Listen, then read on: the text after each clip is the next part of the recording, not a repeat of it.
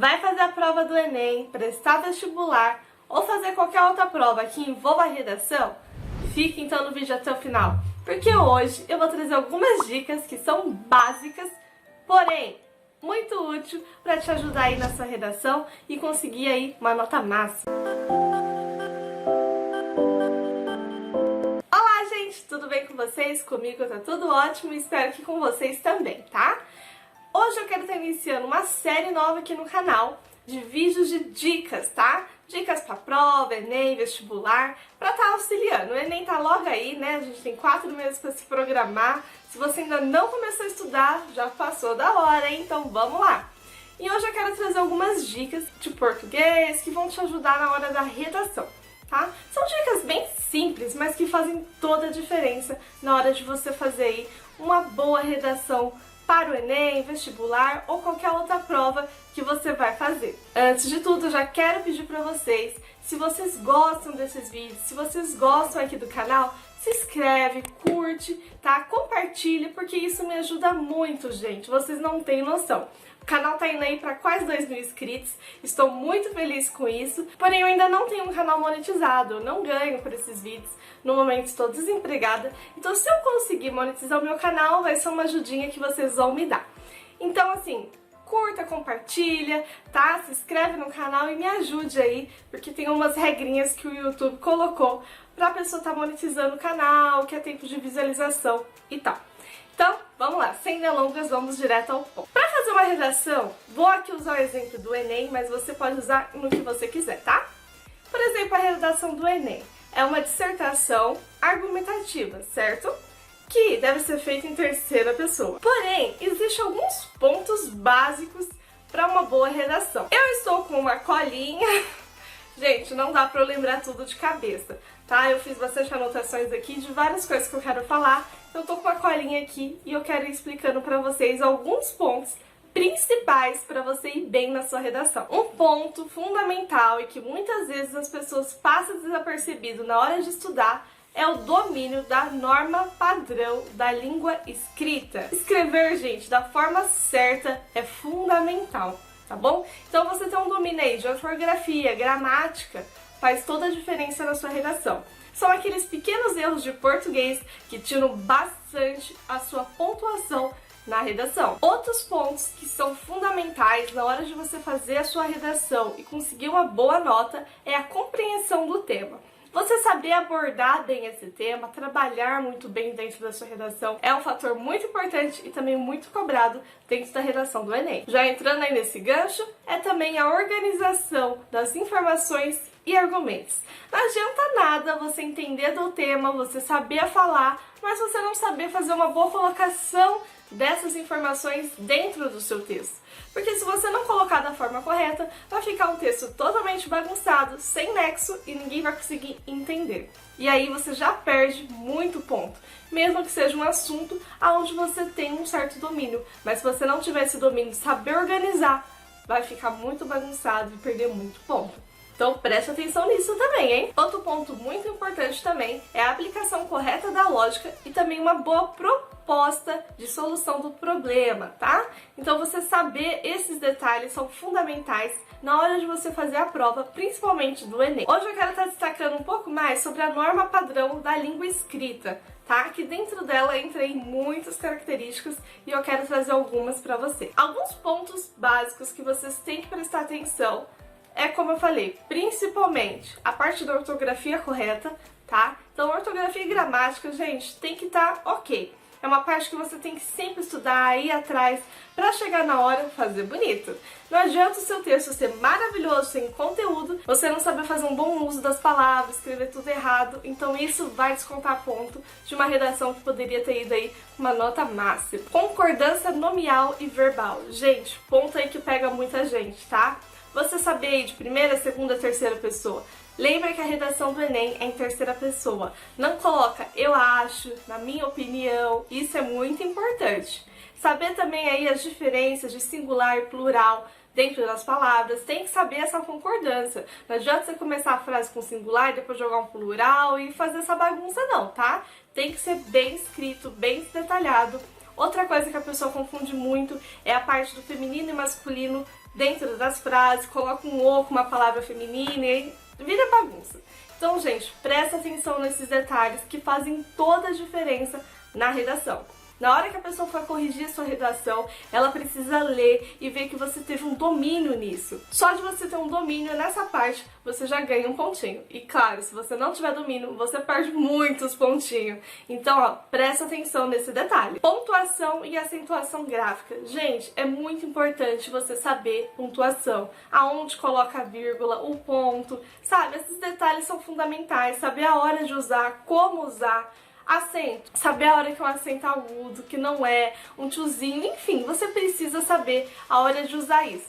Se vocês quiserem um vídeo onde eu falo desses detalhes específicos, deixa aqui no comentário, eu quero parte 2 ou eu quero vídeo de pontuação que eu trago pra vocês, tá bom? Porque no vídeo de hoje eu vou trazer mais aí da gramática, no finalzinho vou trazer aí várias palavras que vocês provavelmente já escreveu errado ou ainda escreve errado e que faz toda a diferença numa redação. Gente, um ponto que vocês talvez nunca pararam pra pensar, mas pega muita gente, é a divisão silábica. Como assim? Sabe quando você está escrevendo uma palavra e a linha acaba, não tem mais espaço para você continuar e geralmente você faz o quê? Quebra a palavra e vai para a linha de baixo, certo? Esse processo tem gente que faz errado. Na hora de fazer esse processo da quebra da palavra, tem regras básicas para isso. Primeira regra básica é o hífen, né? Que é aquele tracinho, você deve colocar. Tem gente que acaba esquecendo e aí vira uma bagunça, ninguém entende se é outra palavra, se a pessoa esqueceu, escreveu errado, enfim. É o hífen, tá? É muito importante. Outra coisa que pega muita gente nesse negócio de fazer a divisão silábica é vogal sozinha. Gente, por favor, não faça isso. Você vai escrever uma palavra, vou dar um exemplo. Cadeia. K-D-I-A, certo? O DEI, vem o D, o E e o I junto, certo? Como sílaba. Lembra de quando você estava lá no primário, no prezinho, ou quando você começou a alfabetização, que você estudava sílabas? Olha como é importante, que a gente circulava lá com a professora, não sei se vocês faziam isso, comigo era assim. A professora passava um monte de sílaba e você tinha que circular quantas sílabas tem nessa palavra e tal. Olha como é importante você saber fazer a divisão, porque nessa hora que você vai terminar uma palavra numa linha e continuar na linha de baixo, você precisa saber fazer isso. Voltando ao exemplo de cadeia. O K, uma sílaba. O DEI, outra sílaba, e tem o A que fica isolado. Na hora de você fazer a separação, não me escreva na primeira linha K, D, I, tracinho e o A na linha de baixo. Isso é errado. Pelo amor de Deus, ou você escreve a palavra inteira na linha de baixo, ou você aperta lá e termina, tá bom? É errado você deixar uma vogal sozinha na linha de baixo. Não é aceito, tá bom? Então cuidado para você não perder ponto nesse detalhe. Outro detalhe importante são os digrafos. O que é um digrafos? São aquelas consoantes tipo SS, RR, SC, sabe? Essas consoantes que têm o mesmo som numa palavra. Você não pode colocar tipo assim, vou dar um exemplo aqui, carro. Você não vai escrever K na primeira linha, RRO na linha de baixo. Nunca. Em cima você vai deixar um R, embaixo outra. Você divide, tá bom? Não pode colocar os dois embaixo, tá bom? Então presta muita atenção nesses detalhes, porque chega na hora da prova, na correria, no estresse, faz errado e perde ponto por bobeira. Se você não sabia dessas dicas aqui da divisão silábica, deixa aqui nos comentários e me conta se você sabia ou não. Porque é um ponto que muitas vezes passa desapercebido. Chega lá na hora, por um errinho bobo, você perde ponto. E ninguém quer isso, né? Mas preste atenção. Tem certas consoantes que você não pode separar. Por exemplo, LH, NH, CH. Por quê? São juntas, gente. Essas aí vocês não podem separar. Você não vai deixar o L em cima e o N embaixo. Por favor, não faça isso. Por exemplo, a palavra agulha. Você não vai deixar, tipo, agu com L lá e o lhá embaixo, né? Nha, não. Isso não pode. Nesse caso, vai junto na linha de baixo ou na linha de cima, tá bom?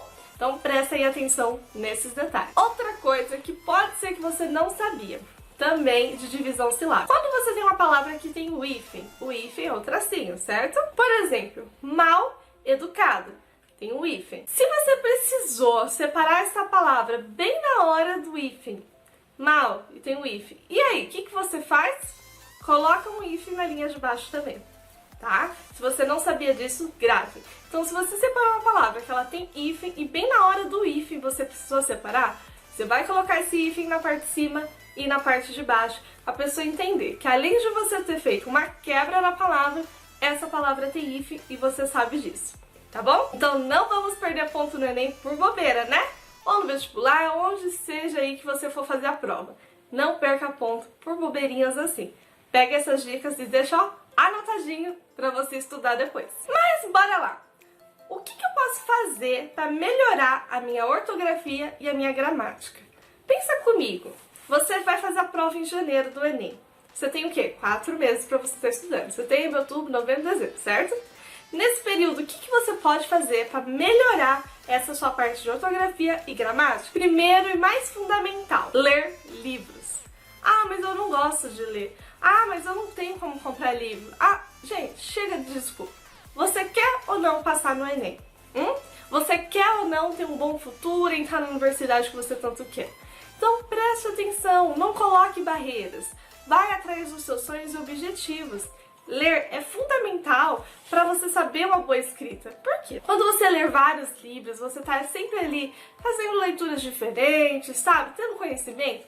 Além de você adquirir novas palavras, você tem um contato direto com palavras do cotidiano, onde você vê a forma de escrever correta. Então isso te ajuda tanto na parte de falar, escrever e outra, em conteúdos. Uma pessoa que lê bastante, ela tem mais ideias na hora de formular redações, tá? Então, ó, o que eu indico? Temos esses 4 meses. Se possível, ler um livro em cada mês. Se você não gosta de ler, não vem lá e pega um livro de 500 páginas sobre álgebra. Pelo amor de Deus, né? Pega um livro de um assunto que você goste. Porque assim, quando a gente gosta de uma coisa, é muito fácil a gente pegar e ler e fazer. Quando a gente não gosta, se torna difícil. Então, pega um tema que você goste. Por exemplo, eu gosto de romance. Então, vou ler romance. Se você gosta de aventura, ficção, enfim, lê o tema que você gosta. O ideal seria, em cada um desses meses, você ler livros diferentes, de assuntos diferentes, para te ajudar aí na sua parte de gramática, ortografia, conhecimento, tá? Mas ler é fundamental, tá bom? Então coloca isso em prática. Aí você fala assim, mas eu não tenho dinheiro para comprar livro. Pensa comigo. Quanto você gasta aí quando você quer comer um fast food? 40, 50 reais em um dia. Custa um dia só você dedicado a falar, hoje eu não vou gastar isso porque eu vou comprar um livro? Não custa, né? Uma coisa que você vai ter aí por bastante tempo na sua vida. Se cuidar bem a vida toda, certo? Agora não, você prefere gastar com bobeiras, coisas fúteis, que, por exemplo, fast food. Eu amo, quem não gosta, né? Só que engorda, faz mal pra saúde e não traz benefício nenhum. A não ser gostoso. Mas a gente tem que também saber investir na nossa educação, certo? Mas, por exemplo, você não tem como, não é esse tipo de pessoa que gasta com bobeira, não dá? Lê livros online, tá bom? Eu faço isso, eu gosto bastante. Tem grupos no Facebook, WhatsApp, que você pode estar conseguindo livros, essa troca gratuita. Tem livros que você pode comprar, né, e-books, que é bem mais barato por ser digital. E tem uma forma de você conseguir livros, de você pegar livros na internet e ler ele através do Play Livros, tá bom? Que é através do e-book. Eu vou deixar aparecendo aí pra vocês, não sei se é essa a pronúncia, mas geralmente eu baixo o livro nesse formato e depois ele faz o download dentro do Google Play Livros, tá bom? E eu leio por lá. Se vocês quiserem que eu falo mais sobre isso, deixa aqui no comentário que eu trago um vídeo explicando como eu faço e como isso é muito útil. Segundo ponto para ajudar a melhorar aí a sua ortografia e a sua gramática é escrever, é óbvio. Então, o que eu indico? Você pegou um livro para ler. Vamos supor que esse livro tenha 20 capítulos. A cada final de um capítulo, você faz um resumo. Então, você leu o capítulo, terminou aquele capítulo, faz um resumo daquele capítulo. Leu o segundo capítulo, faz outro resumo. Por quê? Além de você estar ali fazendo a ligação da sua leitura, ortografia, você está treinando. E nada melhor para se aperfeiçoar em alguma coisa do que treinar. Tudo na vida é assim. Uma pessoa que quer ficar musculosa, o que ela faz? Ela treina muito. Uma pessoa que quer passar num concurso, o que ela faz? Ela estuda muito. Então tudo é treino, tá? Então você treinar a escrita é a melhor forma de você ficar bom aí na sua ortografia e gramática. E a terceira é trabalhe palavras duvidosas. Como assim? Tem muitas palavras que a gente confunde, escreve errado e acha que tá certo. Então trabalhar essas palavrinhas é fundamental e é o que a gente vai fazer no vídeo de hoje. Então, ó, presta atenção, já pega aí um papel, caneta e vamos fazer anotações, porque o vídeo de hoje tá incrível. A primeira palavra que a gente vai trabalhar hoje é com certeza. E aí? Com certeza se escreve junto ou separado? Você sabe? Se você escreve com certeza junto, sinto te dizer, mas está errado. Com certeza se escreve separado. Com certeza é uma locução adverbial e ele se escreve separado. Não se esqueça disso. Palavras que você pode usar no lugar de com certeza, que são sinônimos, né, que vão trazer aí o mesmo resultado dentro da sua frase, é certamente, de certo, sem dúvida, tá? Então grava essas palavrinhas aí que te ajudam. Pra não ficar também você fazendo o quê? Repetir. Às vezes você fala com certeza numa frase, com certeza na outra. Isso também não é legal, hein? Então, ó, é sempre bom você conhecer palavras e sinônimos e, claro, a escrita correta delas. De repente. E aí? Junto, separado? Como se escreve?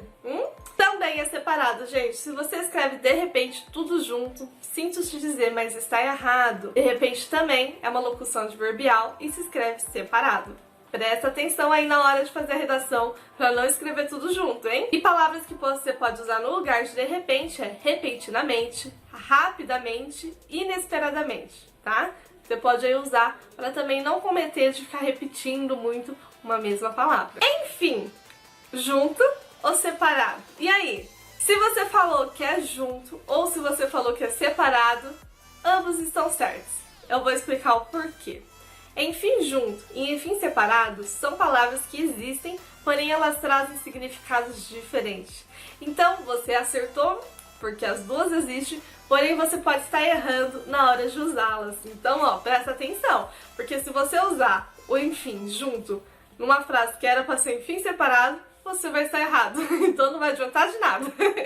Tá? Então, ó, presta atenção aqui nas dicas. O enfim junto, ele é um advérbio de tempo. Então ele tá ali naquela parte de finalização, terminação, ok? Vou falar de alguma coisa que finalizou, que acabou, né? Então a finalização de algo é o enfim junto, que você pode substituir por finalmente, por fim, concluindo, resumindo, tá? Então ele tem esse significado, o enfim junto. Vou deixar aqui uma frase de exemplo para vocês. Após 15 anos de namoro, enfim resolveram casar-se. Então aqui é o que? Finaliza. Nossa, depois de tanto tempo, enfim, resolveu casar, tá? Já o enfim separado, ele é uma locução adverbial e indica um fim próximo. Ele ainda não tá naquela parte da finalização, ele tá indicando um fim. E você pode substituir aí por no final, no término, tá bom? No fim, por essas outras palavrinhas aí, caso você chegue na hora e se confunda. Mas olha, preste bastante atenção para não fazer errado, porque uma diferença mínima pode errar toda uma frase, olha, e perder ponto, o que é pior. Uma frase de exemplo aí com enfim separado. Agora que entrou enfim de gravidez, começou a ter insônia. Então você vê como fica diferente a frase. Imagina se eu coloco enfim junto. Enfim junto é finalmente. Agora que finalmente na gravidez, não faz sentido. Entendeu? Então você tem que saber a hora de usar o enfim junto e o enfim separado. De novo, e aí? É junto, separado? Gente, é separado também. É uma locução adverbial e se escreve separado. Não escreva de novo tudo junto. É de novo, tá bom? Tem espacinho ali, presta atenção nisso. E você pode substituir o de novo por novamente, mais uma vez, tá bom? Para não, caso você precisa colocar essa palavra duas vezes, utilize outras para o texto ficar mais bonito e não correr nenhum probleminha aí na hora de ler, a construção do texto ficar feia ou sem sentido e perder ponto. A partir de. E aí? Junto? O a partir é junto, o a com partido dado, separado, como que funciona? Gente, é separado também, tá? E outra coisa, o a partir de não tem a crase no a, tá bom? É a partir separado sem a crase. Presta atenção nesse detalhe, porque muita gente confunde, né? São palavrinhas que confundem muito. Aí você está lá fazendo a prova, fazendo aquela redação, já tá nervosa, respondeu um monte de questão e eu sei que na hora a gente dá uns nozinhos na cabeça.